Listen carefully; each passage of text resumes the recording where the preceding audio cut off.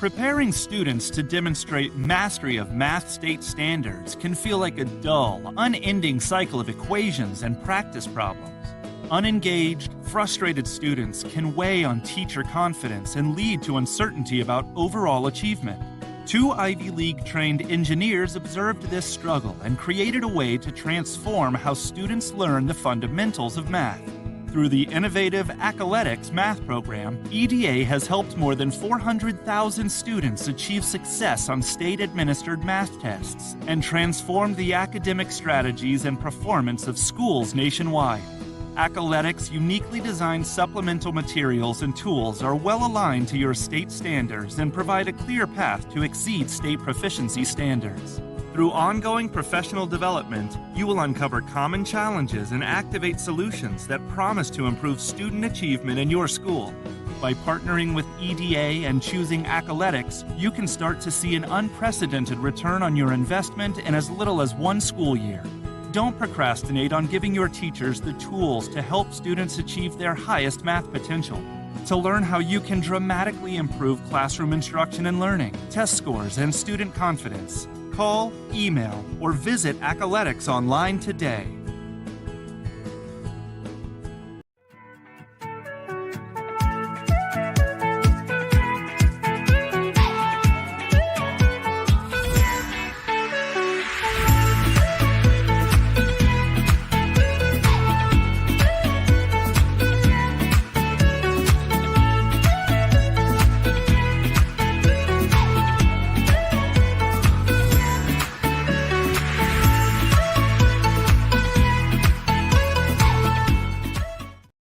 All right. Welcome to the Allison Marc Podcast. We've got an exciting show, babe. We got a power-packed show. I'm just getting intelligent. I'm just getting some research from one of our Beyonce correspondents. Great. So we got a big show talking about everything from Beyonce to the bridge.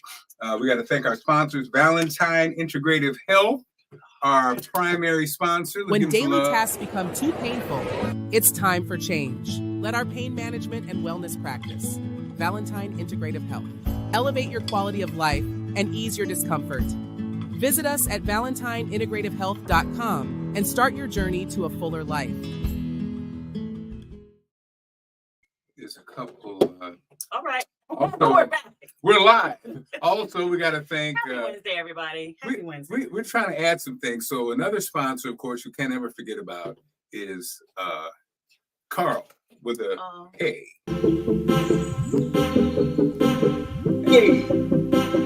Hey, it's Carl with a K, y'all.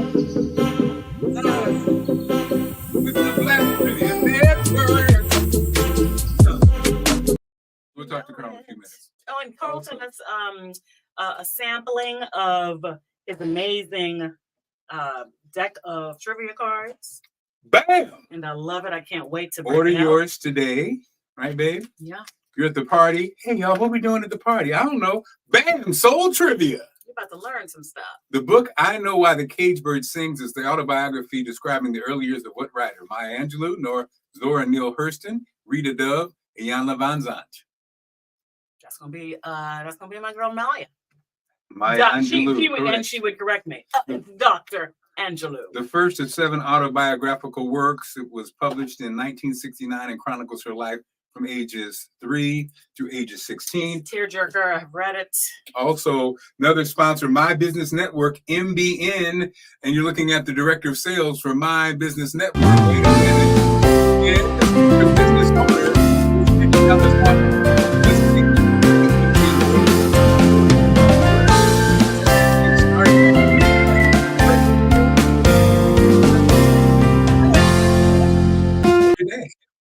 Every Wednesday, I learn something new as well. A lot's going on. Our girl Alice is already in the building. Shout out to everybody who's in the house already. Hey, Alice. And so we have a packed show, babe, including, again, we do have some Beyonce. We got Diddy's in the news. Angel Reese is in the news. Comedian Ray Ray. Let's hop on Comedian Ray Ray real quick. Actually, let's do Carl first. Okay. Let's get our mind sharpened with Carl first because he's a very busy man, babe. I know. Wednesdays is really a busy day for Carl. So, I know that. Carl, come on to the stage now. Carl, with I a K. appreciate that. How you guys doing today? Carl. So, Carl, let's get you out of the way because And we are thank you, busy. Carl. You're welcome. You're welcome. I'm glad you Carl, like it. we have secured. We'll be doing a live Allison Marc podcast at Rita's in DC. We're going to tell you more information, but Carl, we would love for you to be live with us. Oh, okay. Now, When? of course, Do you have the date? It's so preliminary, Carl. We got to work we it out. don't have a date yet, Carl. I'm just getting your mind right. Put it out there, though. Yes, and there's no money involved. So there you go, Carl. Not a problem. Get your mind right. Just let me have the back seat and I'll just ride along. That's right. And then whatever you want. Give him what he wants, Rita. All right. Give Carl 2 cones. So, Carl, what do you have for us today? All right. Well, I hope everybody had a great couple of weeks. So we're going to get started. How many questions do you want today? 3 or 2? Just let me know when to stop. Babe, it's your Let's call, do babe. 3. I have been so bad at this. And I like to say I'm a history person. I like trivia. What is going on? Babe, she's the kind of person. Okay. Well, if I gave you trivia that you knew all the answers to, that'd be boring. That's right. Facts. And I love to learn. So let's go. Okay. Let's try it again. So we're going to try something a little bit local. Vashti McKenzie was the first woman to be elected a bishop as the African Methodist Church. And her grandmother is a founding member of what sorority? Delta Sigma Theta sorority. Is it Zeta Phi Beta, Alpha Kappa Alpha, or Delta Sigma Theta? Delta Sigma Theta sorority incorporated. My final answer. And if you had gotten that wrong, woo, I would have called some people on you. Girl, don't be If doing we had gotten that. it wrong, we would have to say technical difficulties. Girl, don't be doing that. It's off the internet. Good job. I babe. didn't realize it till I saw the your intro, and then I saw her red and white sweater. I was like, oh man, she better get this one. She gonna get this one. I have redeemed myself. And you can tell by my hat who I'm part with. Okay, that's right. I missed that Hampton question, so that is redeemed Good job. myself. You redeemed yourself. You redeemed yourself with that one. That's a good one. Okay. So the next one is going back to doing some in the movie industry. And that is, oh, it didn't pop up. My computer's acting a little slow, so I apologize. All right, there we go. Ruth Carter was nominated for an Academy Award for all of the following except which one? Okay. The Color Purple, Amistad, or Malcolm X? She was nominated for all of them except one. Now, Ruth Carter is an alum of Hampton University. Get it, baby. That I did not know. She's won 2 Oscars, I know, and I'm just trying to think of the timing. Right. Do the Right Thing came out. What were those years? Oh, that was when you What were those years? 88. In the 80s. 88, Okay. 89. I'm going to say she was not on The Color Purple. Oh no. What are you going to say? I'm gonna say Amistad. All right. The missus is 2 for 2. All right. Really? Yeah, Yes. I was just doing the math because The Color Purple was a little bit earlier. Oh wow. And that's Right. like Spielberg, and I But- didn't think she would do I that. thought she was on this Oh, but latest Spielberg edition of did that Color one, Purple. too. Now, the Color Purple was one she wasn't part of, but you are correct. In 2023, she won her second Oscar for costume design for the second Black Panther. Yeah. But did you know Black Panther was the first Marvel Studio movie to win an Oscar? I did not. No, Come on, Ruth. I did not know that. And she actually spoke at Sydney's graduation. She spoke at Sydney's graduation 2019. Yeah. Mhm. Oh, okay. She put both her Oscars, she started like this. Bam! She put both of those Oscars on the podium. I did. carry them around myself, so I Thank God she had those Oscars because that speech. Was excellent. Go ahead, Carl. What's the third one? All right, the third one. Who is the businesswoman, inventor, and philanthropist who established Poro College of Cosmetology School and Center? Is it Annie Malone, Madam C.J. Walker, or Lydia Carter? Now, you know a lot of the C.J. Walker, Annie Malone. Yes. I'm going to say Annie Malone. And Annie Malone actually learned, C.J. Walker learned from Annie Malone, and it's still mysterious to me. They always credit C.J. Walker as being the first millionaire. They credit for a lot of things, but I just think it's odd that she learned from Annie Malone, and it's almost never mentioned. Even in the movie, they kind of played it off. You Right. know, 'cause in St. Louis, working in St. Louis, Annie Malone's everywhere.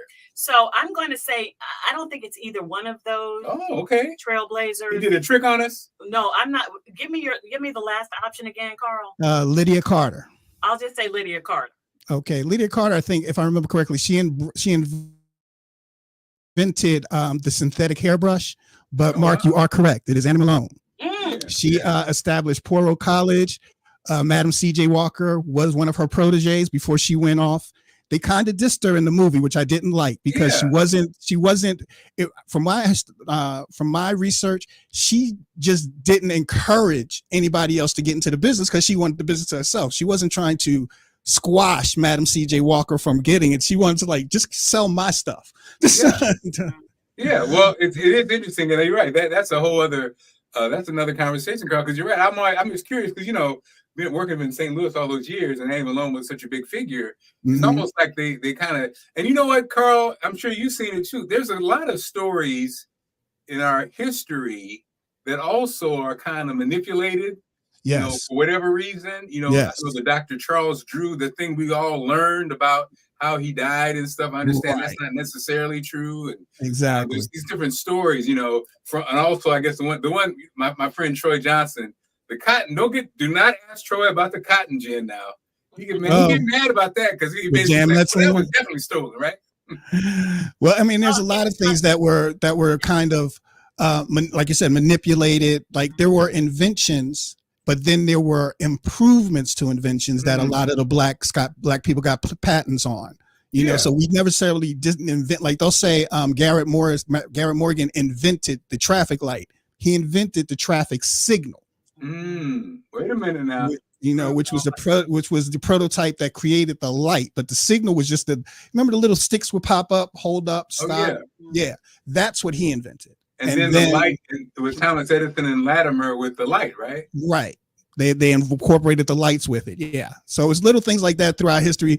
That's why a lot of the stuff people are like, oh, you need to do who was the first this. I was like, if I can't verify it, I'm not included. I will say things like Thomas Dorsey is considered the father of gospel music because there will be somebody in gospel who will come up. No. There's so and so and so and so. So. And Carl, isn't it funny when you get to a certain age, we witness this in real time.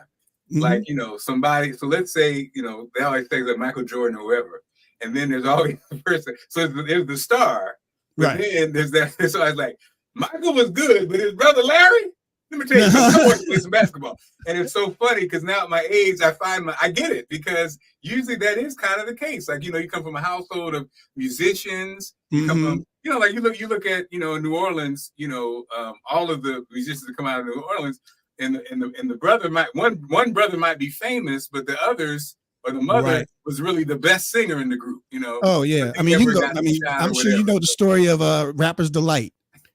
Right. And then all the brothers stole his lyrics. Exactly. So much so that when he spells it out, he doesn't spell out his name. But anyway, Carl, great seeing you once again. How can people follow you? How can people get in touch? I am streaming every Monday at 7:00 on the Black Trivia Network channel. You can contact me at soultrivia.net and also on Facebook, Black Trivia Network, and you can type in Soul Trivia as well.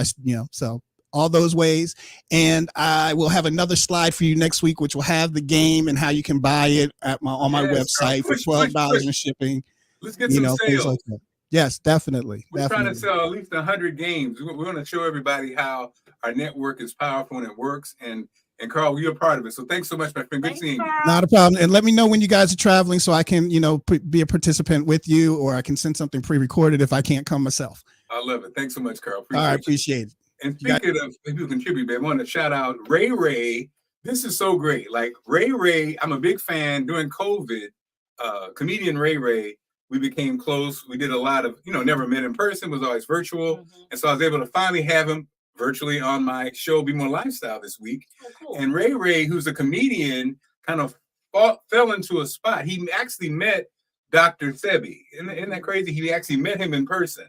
And after that meeting, he stopped eating meat years ago and got into kind of like the, health thing. And so he started to kind of look more into it. And so now he goes around on his Instagram. He kind of goes to stores. He looks at labels. He looks at things. And he's kind of, this turned in, he has some viral videos. It's kind of turned into a whole thing for him.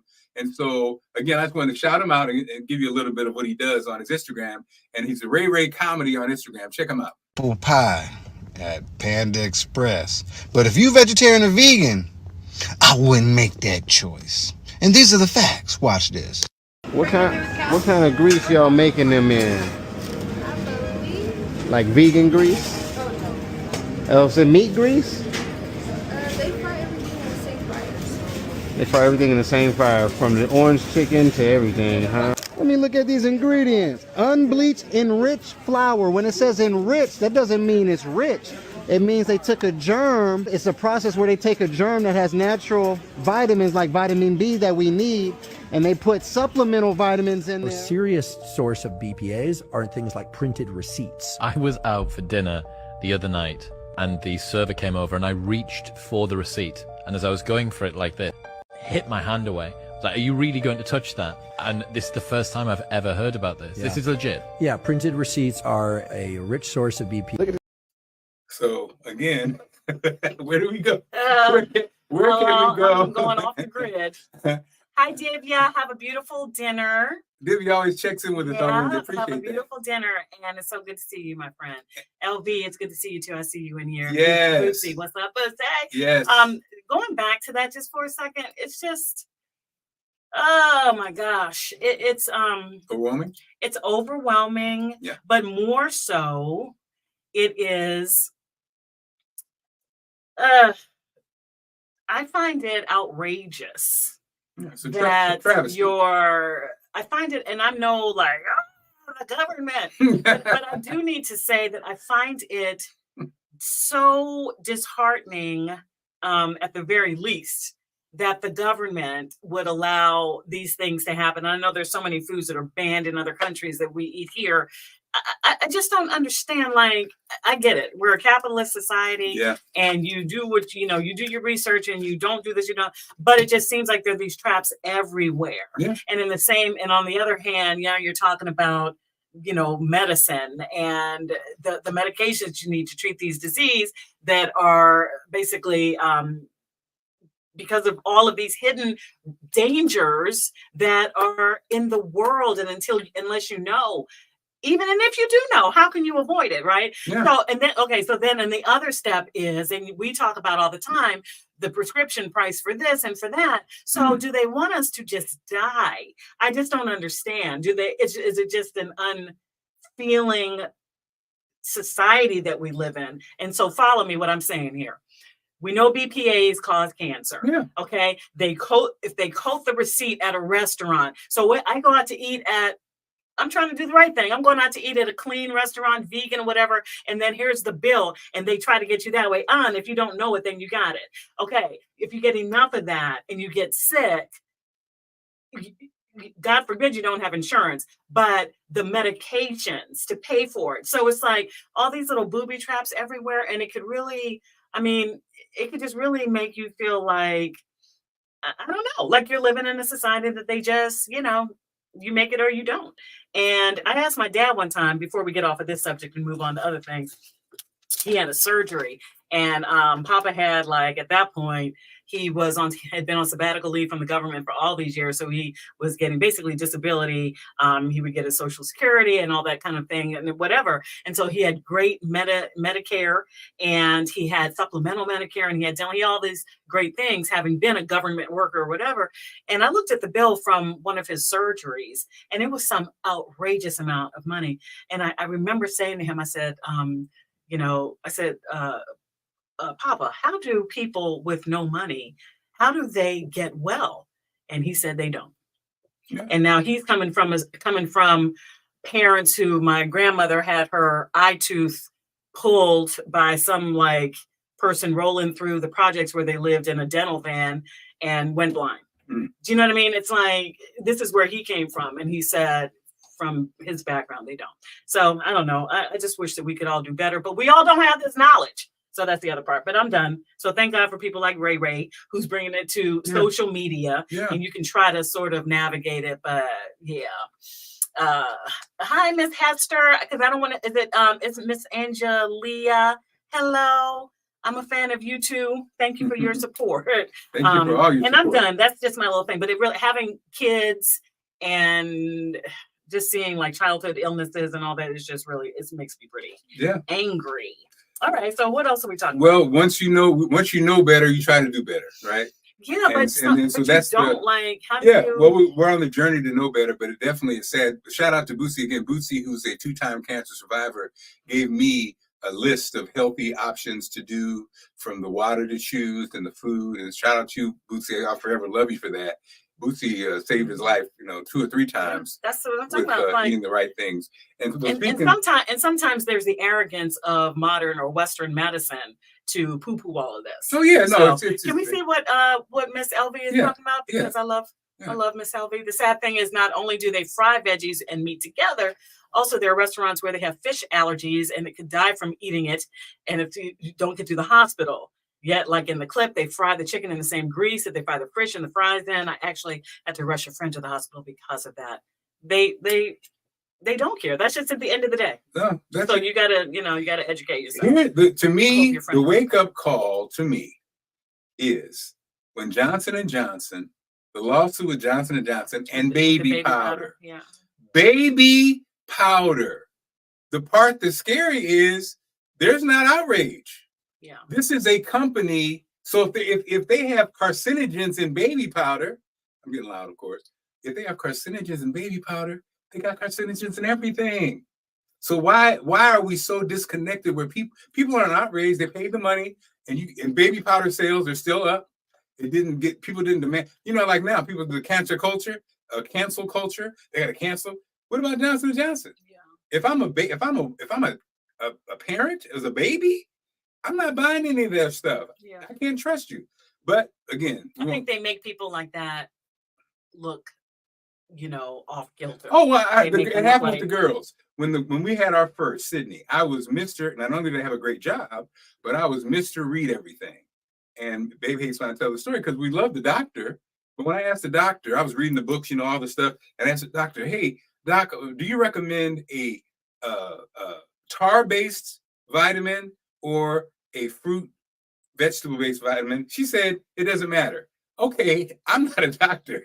Yeah. But a tar-based vitamin, she said it doesn't matter. That's ridiculous, right? And that was that was one of our favorite doctors we trusted, because she came up in an era where doctors did not have to know nutrition. They were busy doing doctors, But it's like, and then I had raw imported goat's milk because, babe, you had to go back to work. And so that was the best, closest to. But then real life catches up. By the third baby, was going to like 7-Eleven getting some goat milk out in the middle of the night. Here you go, baby. You'll be fine. You'll be fine. Now, I wanted so it's so interesting, babe. When I used to do the morning show, Troy used to hate it because I would put the heavy stories at the end of the show. Because I always felt like if you led with the heavy stuff, it kind of messed up the energy. So we'll leave the heavy to the end. That wasn't the heavy? No, we have a little heavier. Oh, but anyway, so we want to hop into Beyonce now. Wait. We can talk about Beyonce, Miss Cowboy Carter. So this is we love music, and Bootsy and I, we have not done our podcast in quite some time. We gotta do one. Me, Bootsy, and Wayne, we're gonna have to do one, Bootsy, and go through the album, okay? Because that's what we do. But Beyonce releases Cowboy Carter. And my notes, babe, I have my notes here. Okay. We're not gonna do the songs first and then I do a review. I'm gonna do the review first because it's very brief. With this album, for me, which is one of my favorite Beyonce albums, I'm giving it a 5 out of 5 stars. I know, that's right. And what is this album? What does this mean to me with Beyonce? This confirms something we already know. What's up, Valerie? Valerie Hampton. Beyonce is an artist. She's an artist. He's coming in her style. Take all the elements and influences she's grown up with. She made a creative masterpiece.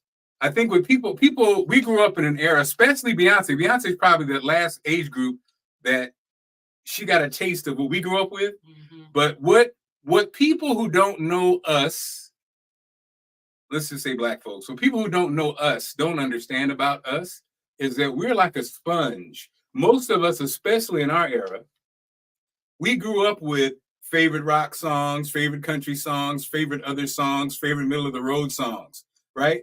As artists, we were influenced by all these songs and these genres because, let's keep it real, it really wasn't that diverse.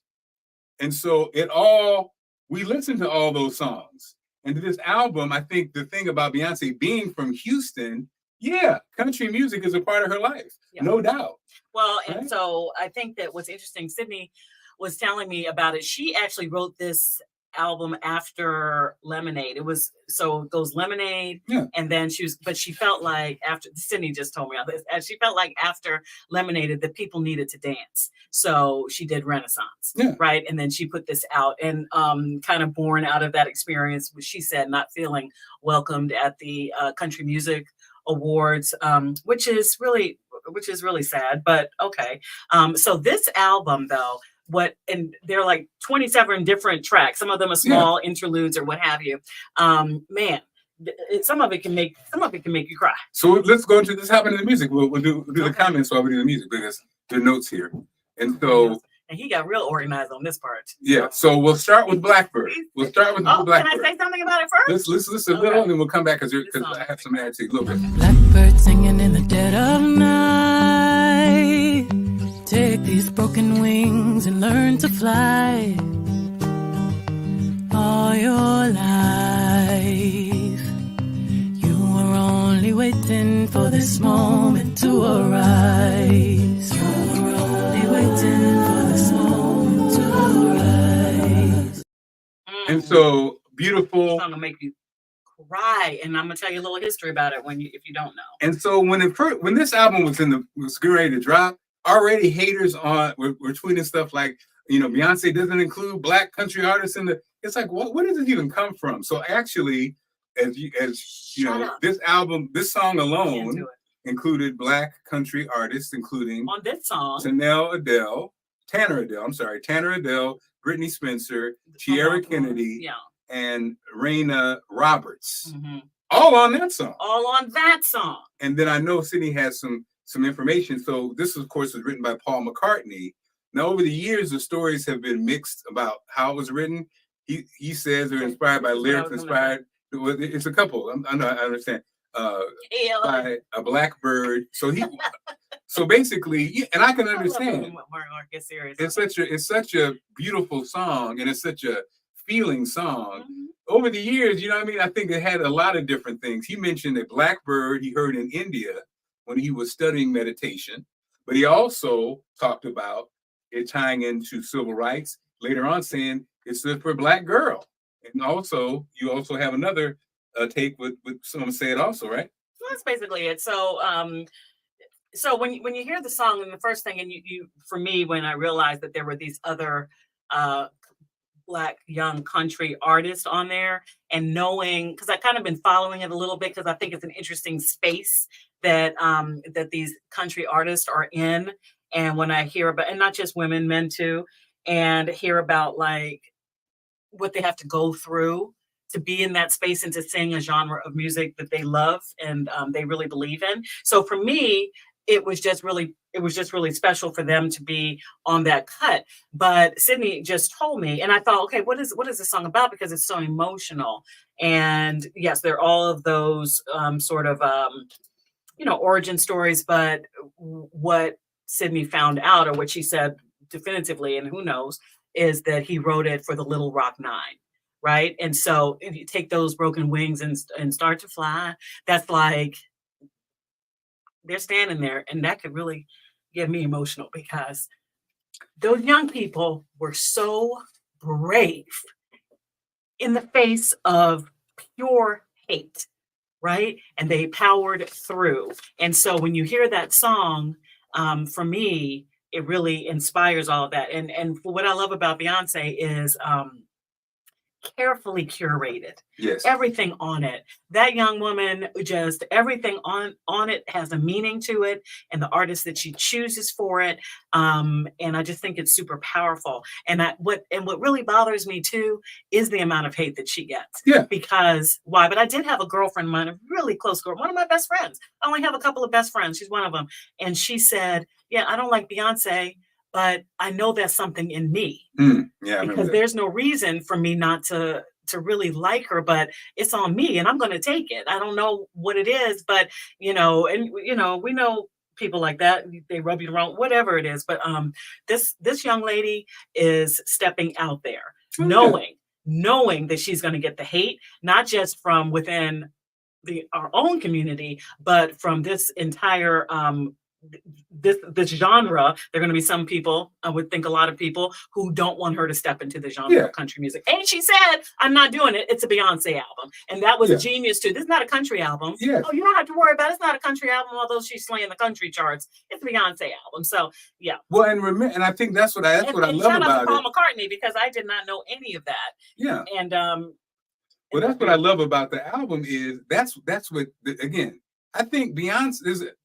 A lot of people don't like it because she's so much. I mean, she is that name is, it's like, you know, superstar status, and that rubs people the wrong way. But the thing you have to give her credit for is she works her ass off. She's like LeBron in that she is working. What other artist is working harder than Beyonce? I don't know, because she's reinvented herself a couple different times. Yeah. And like you said, the album is curated. It's not. Michael got into a thing where he started chasing hits. Michael Jackson was chasing hits. And so a lot of the artists, when they get to that point, that's the downfall. They're trying to compete with themselves. They're chasing hits. Beyonce is making albums that are expressions of art.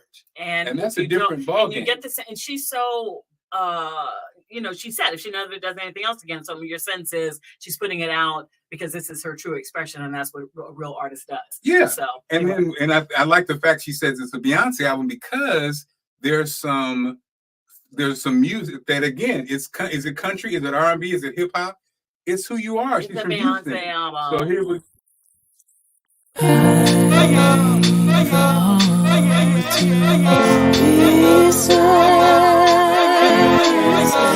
It's time I see you,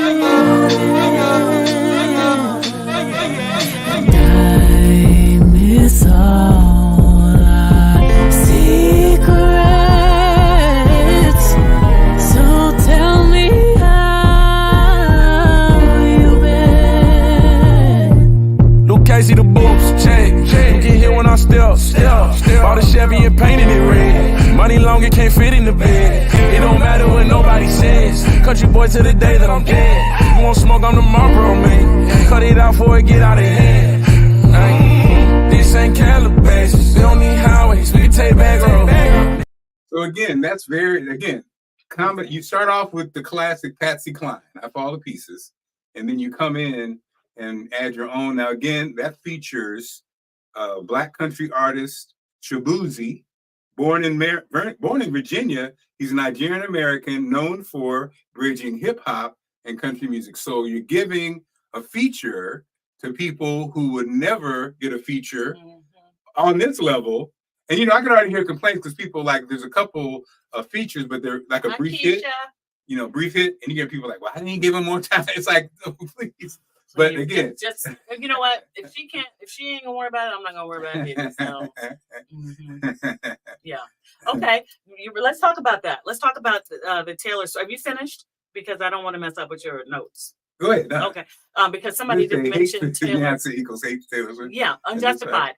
And I feel like, and Taylor Swift just made the Forbes, I think, billionaire list. I think she just did. I think that's the story. Let me verify. But they love to do it. And I was talking to my good friend Annie. We do the show together, Get Up DC in the morning on 9. And it was like, why do we pit? It's like we pit these artists against each other. Especially women. Yes, and it's like, okay, Taylor Swift has her lane and she does her thing. And what I was really hoping for was that there would be a Taylor collab. There's a Miley Cyrus one that is the gem on this album. Miley Cyrus and Beyonce. I was hoping it could be a Taylor Swift Beyonce because it would just show there's no beef. Like, why are you trying it? But totally unjustified. These are young women who are doing their thing and they're killing it. But yeah, it's this, I don't know. It's this constant comparison, and they want to pit people against each other. But what I like is that it doesn't seem like these women don't buy it. No, clickbait.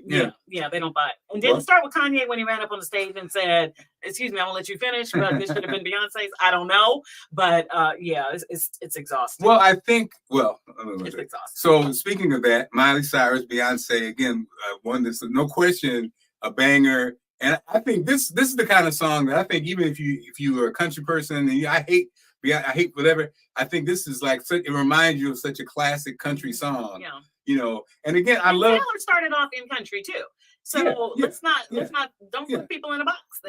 Artists can't be in a box. And I love the authenticity of both Miley Cyrus. Yeah. We watched her grow and stuff, and then Beyonce especially on this cut again. It's called Two Most Wanted. Again, this is a banger, and it goes a little something like this.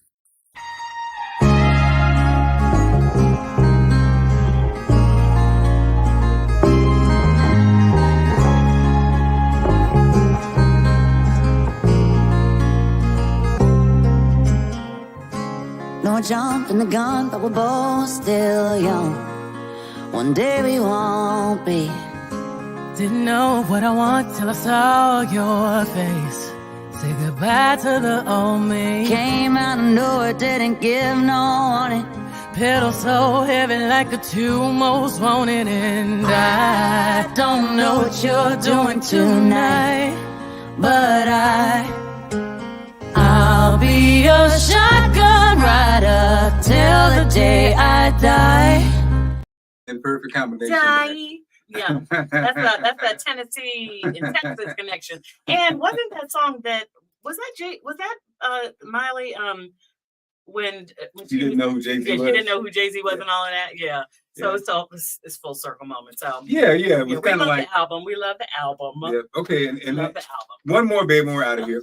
We could have just done a record review. It's fine. Well, we are. That's what we're doing, actually. Well. And so again, I wanted to mix it up because this one, I love the fact that, of course, Jolene, the remake of Dolly's classic. This song features Dolly Parton too. And I wanted to hear, but I wanted to see, is she singing? Do you think she's singing on the chorus at the beginning? Because I'm like, okay, go ahead. That would be awesome if Dolly Parton at 70, in her 70s, if not 80. Slowing down. Remember, she was in a Dallas Cowboys cheerleader outfit. But again, I think it speaks to you got Dolly Parton, but then you got that Beyonce thing, very kind of like and this will be the last one. Cowboy Carter, time to strike a match and light up this juke joint. One by one, you hang them high. Your hands are steady and you sleep at night. How did you turn your heart to stone? I don't want them back, but I can't let go. Hangman, answer me now. You owe me a debt, you stole him from me. I hated you once, I envy you now. Just tell me how, tell me how.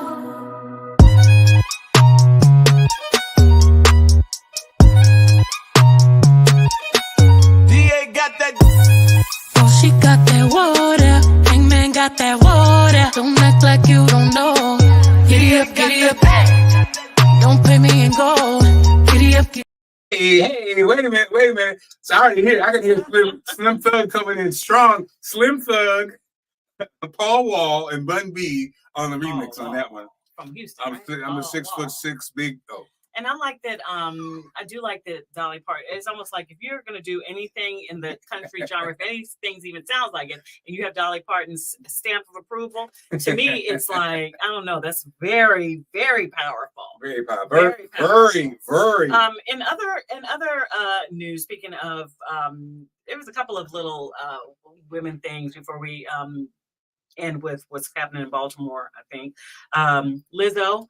I don't know if you follow Lizzo or not, but she made a really emotional declaration on her social media saying basically she's tired of her name getting dragged. She didn't sign up for this bloop. And, and it just ends with, I quit, peace. So that's the end. So she has made another comment. Okay. And so when you look at that, it's just like, I don't know, it's very it's frightening because you're like, well, what is that? What does any of that mean? Are you quitting the business? Or are you stepping away from social media? Hopefully that would be the extent of anything. Yeah, so, and again, thinking about Lizzo, thinking about Angel Reese, we'll talk about her.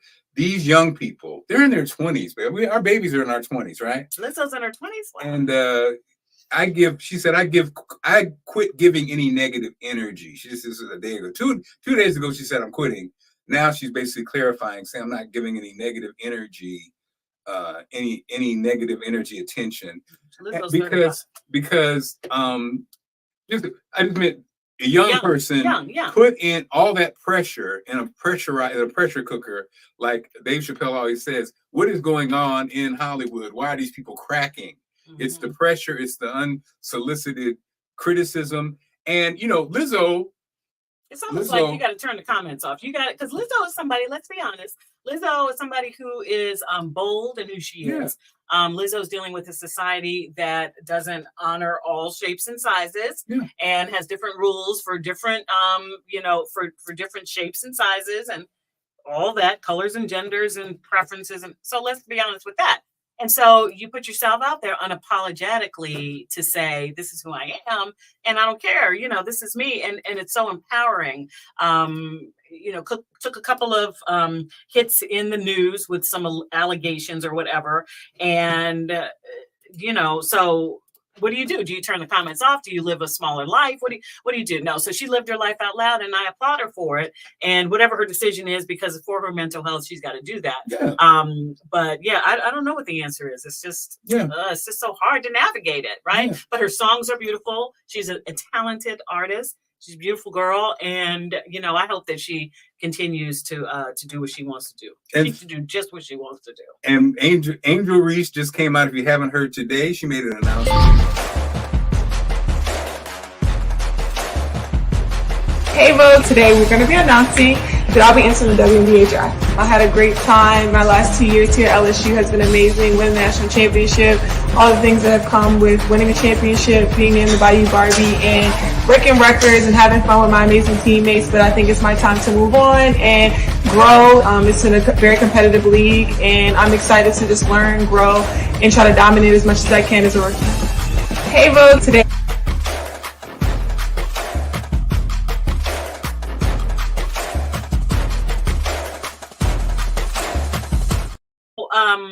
I'm really happy for her. And speaking of that, we were talking about that Taylor, Beyonce fake competition, whatever. Yeah. They tried to do this, and they tried to do the same thing with Caitlin Clark and her when Angel Reese did the whole, ring thing, to only know that the competitive giant that Caitlin Clark is, she had done it too. It's just trash talking. It's what happens. But the way that they were portrayed in the media and by the public, Angel Reese got a really harsh reaction when she did that, like she was being a bully. Why is the story so different? And so the LA Times writer apologized for calling LSU women's basketball dirty debutante. Thank you. Yeah. Dirty debutantes. Oh, thank you. Thank you right, and it's a tip. So he said, I failed miserably. But this is what happened. You failed miserably. You dog it out. You're suspended. They lost the game. Your boss, you're suspended. Right. And then, you gotta go.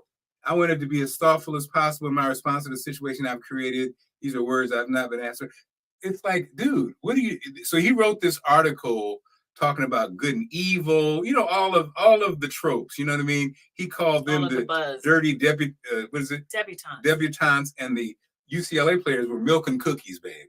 Yeah. And so to the coach's benefit, the coach said, I'm not going to let you talk about 18 to 21-year-old kids in that tone. It was even sexist for this reporter to say UCLA was milk and cookies. I don't need all that. I just like to recognize when I feel something was done inappropriately by young people that I get to coach. And so it was like she went off on him, and so he apologized. But like you said, you need to be suspended because in this day and time, you can't do it. You're a dinosaur. Yeah, you're a dinosaur. You're basically it's the oldest, most exhausting, tired, racist line of thought and putting it out there. Good and evil. It's racist, and I'm sorry. That's what it is. It's like our young women are looked at differently in society for many reasons, and then God forbid you have somebody like a Caitlin Clark. Where's she from? Iowa.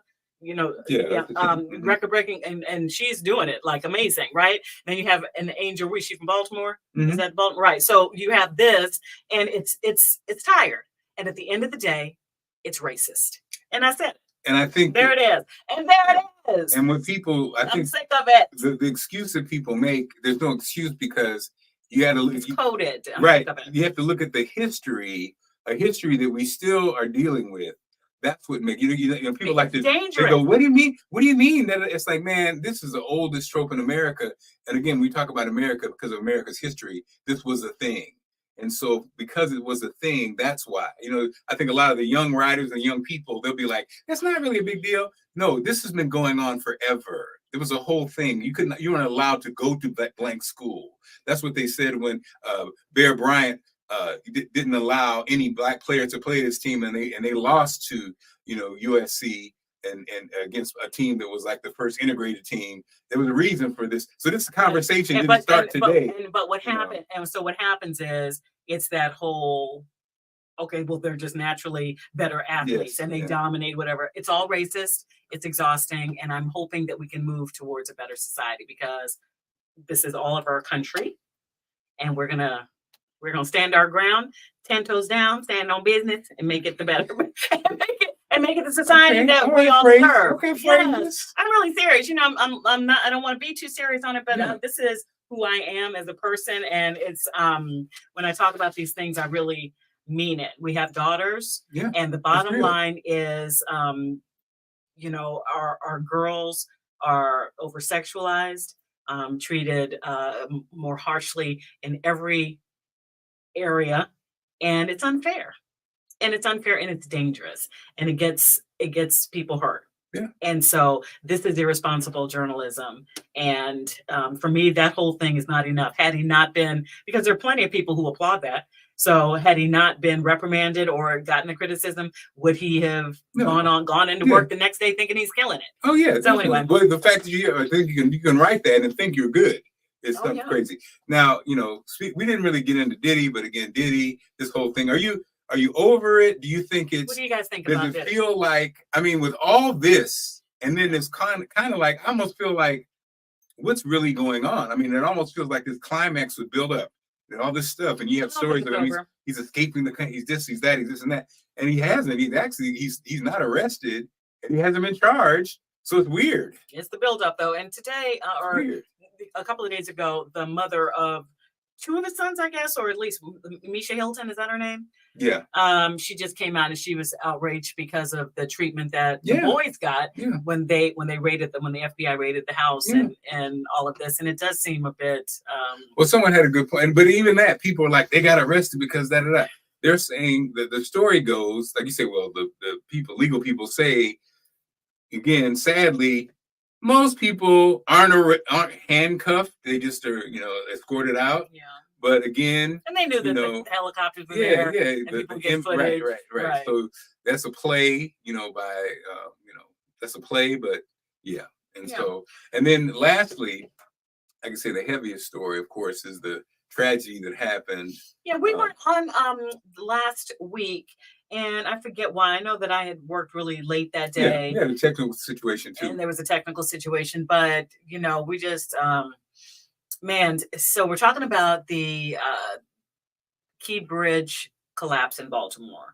And in this age of, everybody's got a camera and all this, I don't even know where that original video came from.